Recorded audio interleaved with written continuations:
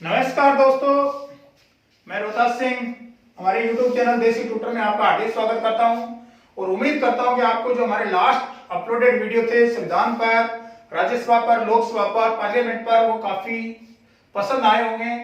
क्योंकि ये सब कैसे पता कैसे चलता है कि आपके जो लाइक्स और आपका जो अप्रिसिएशन आता है, इससे इस बात तो जाहिर हो जाता है कि आपको अच्छे लगे होंगे। काफी दोस्तों ने उसका अप्रिसिएशन भी किया और वही हमारी एक ताकत है कि उसी से हमको आगे बढ़ने की ताकत प्राप्त होती है। देखिए दोस्तों, जो पीछे वीडियो बनाया था हमने संविधान पर, संविधान का गठन किया था हमने और संविधान के अनुच्छेद हमने बताए थे, संविधान के भाग हमने बताए थे, लोकसभा राज्यसभा में अंतर बताया था, उनकी सीटों का विवरण किया था।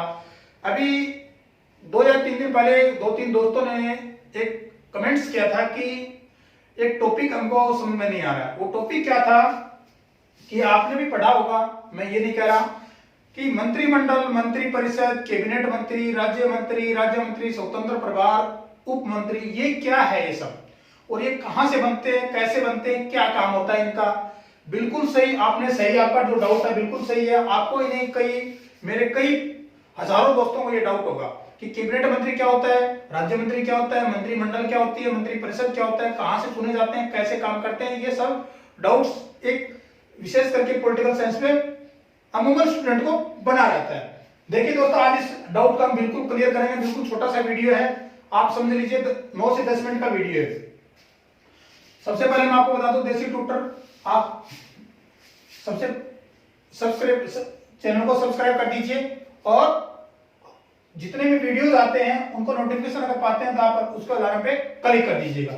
चलो आज के जो टॉपिक उस पर बात करते हैं। देखिए दोस्तों, आपको मैं बता देता हूं कि कोई भी जो काम करता है, मान के चलिए कोई कंपनी काम कर रही है और उस कंपनी में उसका जो सर्विस सर्वा होता है वो उस पूरी कंपनी का काम नहीं देख पाता है। मान के चलो उसके नीचे 500 आदमी काम कर रहे हैं और 500 आदमी मान के चलो 10 जगह पे काम कर रहे हैं, तो एक आदमी अगर पूरे काम को नहीं देख सकता, वो एक जगह अगर जाएगा, अगर वो मान लो विजिट करता है तो एक ही जगह विजिट कर पाएगा। अब वो क्या करता है कि अपने ऑफिस में बैठ जाता है और वो सारी जगह पे एक एक अपना सुपरवाइजर या मैनेजर रख देता है। वो क्या करता है, उस काम की उसको अपडेट देता रहता है कि ये काम ऐसा इतना हुआ है, इतना होना है, यहाँ ये सामान की आवश्यकता है, ये होता है। अब सुपरवाइजर भी काम नहीं करता है, सुपरवाइजर क्या करता है, उसके अपने नीचे लेबर रखता है और वो लेबर भी अपने अपने पार्ट को अलग अलग तरीके से काम करती है। यानी कहने का मतलब ये हुआ कि किसी भी काम को करने के लिए उसे चैनल बनता है। चैनल मतलब बनता है, उसको पार्ट वाइज उसको डिवाइड कर लेते हैं ताकि हर काम को इजीली कार्य किया जा सके। वही काम यहाँ पर है। मंत्रिमंडल, कैबिनेट मंत्री, राज्य मंत्री का जो ये मैंने आपको उदाहरण बताया वो बिल्कुल ठीक इसी में बैठता है। ये जो मैंने आपको जो स्टोरी बताई है कंपनी वाली कि कैसे कैसे इसका डिवाइडेशन करना है, कौन मंत्री होता है, कौन सुपरवाइजर होता है, कौन लेबर होती है, ये विचार मेरे नहीं, ये विचार लॉर्ड कैनिंग क्या आया था। किसके आया था? लॉर्ड कैनिंग क्या आया था? क्या आया था लॉर्ड कैनिंग के मन में कि क्यों ना इस काम को डिवाइडेशन किया जाए। और ये विचार उनके मन में कब आया? 1861 में आया। कब आया? 1861 में आया। उन्होंने इस सिस्टम को नाम दिया था पोर्टफोलियो। क्या नाम दिया था? पोर्टफोलियो नाम दिया था इसका। और इसके बाद में ये अपडेट होते होते इसके बाद में इसको बोला गया विभागीय कार्य। राजाओं ने इसको क्या किया? अलग अलग विभागीय बना दिया। जो रियासतें थी उनको बता दिया विभागीय, और आज वर्तमान में इसको नाम में जाता था मंत्रालय। क्या बोला जाता है? मंत्रालय बोला जाता है। मतलब सिस्टम वही था, थोड़ा सा अपडेशन होता गया।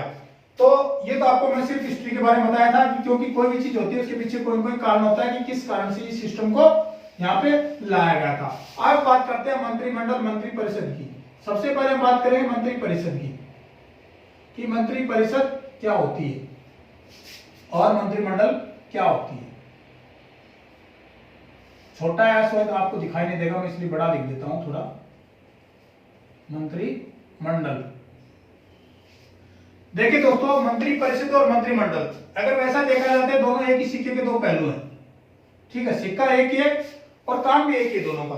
मंत्री परिषद में कौन होते हैं? मंत्री परिषद में मंत्री होते हैं। मंत्री कहां से चुने जाते हैं? मैंने आपको पिछले वीडियो में बताया था कि लोकसभा से जो दल का नेता होता है वो प्रधानमंत्री होता है। प्रधानमंत्री क्या करता है? अपने कार्य को थोड़ा सा सुचारू ढंग से चालू करने के लिए मंत्रिमंडल का विस्तार करता है और उसमें मंत्री को चुना जाता है।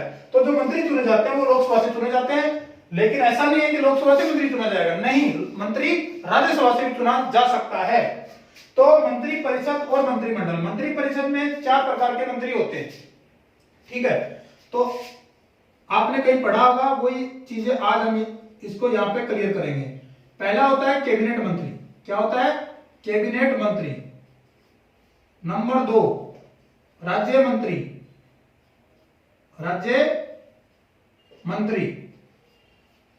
नंबर 3 राज्य मंत्री, उसके ब्रैकेट में बता देता हूं आपको, स्वतंत्र प्रभार। ये वर्ड आपने बहुत जगह लिखा देखा होगा और उस टाइम हो सकता आपको समझ में नहीं आया होगा। एक होता है उप मंत्री।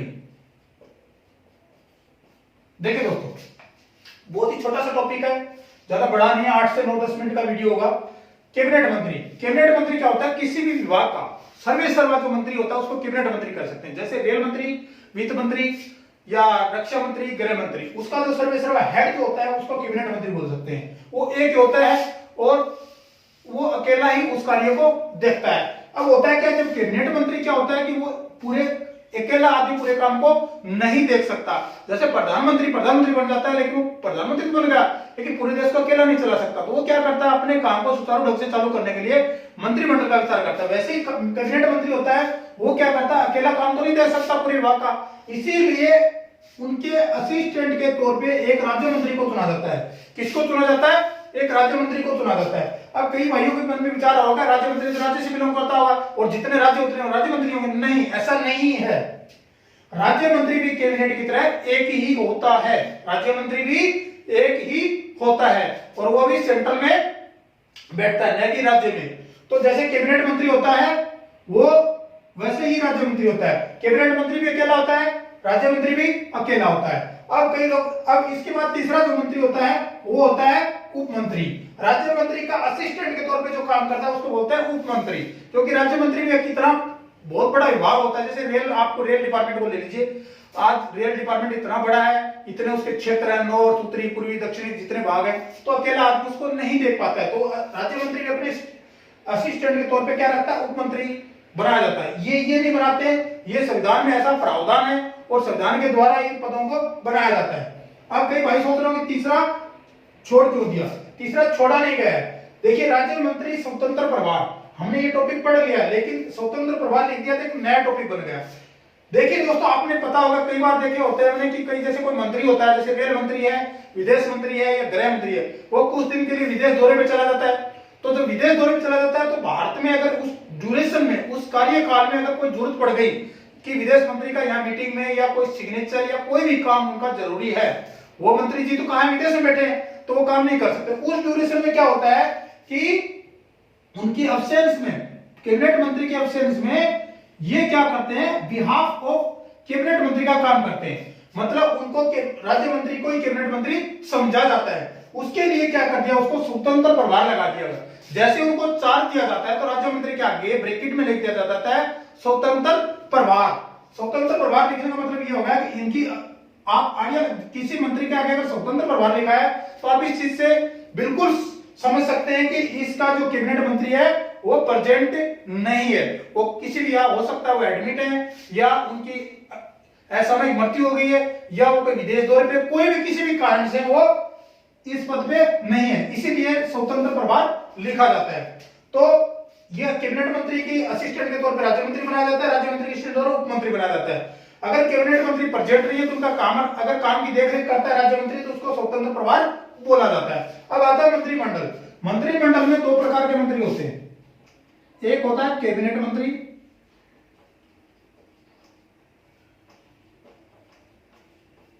और दूसरा होता है राज्य मंत्री।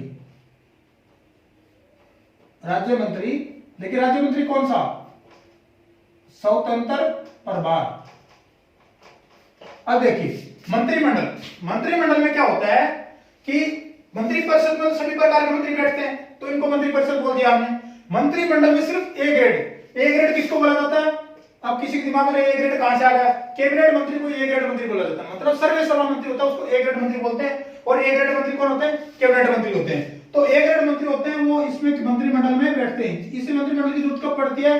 जब कभी संविधान में संशोधन करना हो, कोई कानून बनाना हो या कुछ और बहुत बड़ा उस मंत्रालय से रिलेटेड कोई विदेश से बहुत महत्वपूर्ण मुद्दा हो, जब इनकी मीटिंग की जरूरत पड़ती है तो मंत्रिमंडल की बैठक बुलाई जाती है। और मंत्रिमंडल में उन्हीं को शामिल किया जाता है जो ए ग्रेड मंत्री होते हैं, यानी मंत्री भी नहीं होते उसमें, प्रधानमंत्री, राष्ट्रपति सभी मीटिंग में उपस्थित होते हैं। मंत्रियों पे अगर मंत्रिमंडल की बात आती है तो इसमें सिर्फ 2 मंत्री आते हैं। कौन से?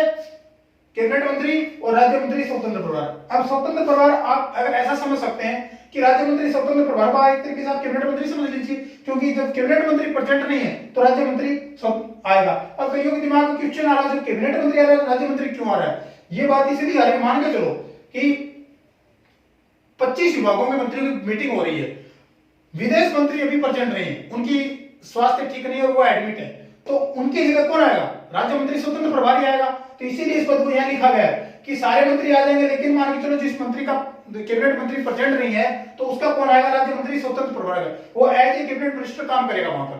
क्या करेगा?